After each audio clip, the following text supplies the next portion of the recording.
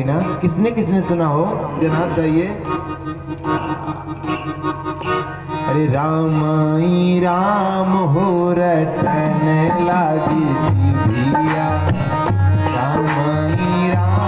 हो रटन लागी जिभिया, राम हो रटन लागी जिभिया, राम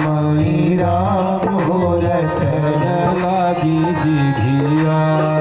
राम हो रटन लागी जिभिया, भगवान हो रटन लागी जिभिया।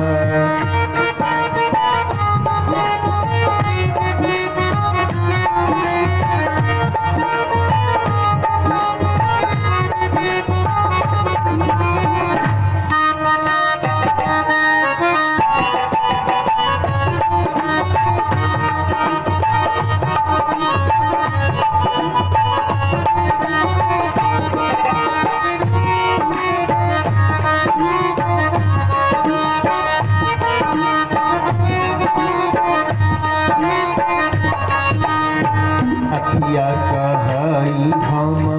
दर्शन करबै रामा, अखिया कहई हम दर्शन करबै रामा, अखिया कहई हम दर्शन करबै रामा, अखिया कहई हम दर्शन करबै रामा, कनवा कहई हम कनवा कहई हम सुनबै पुराण हो रटन लागी राम हो रटन लागी जिभिया, राम हो रटन लागी जिभिया, राम हो रटन लागी। कनवा कहई हम कनवा कहई हम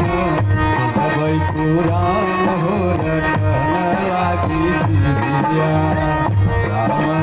राम हो रटन लागी।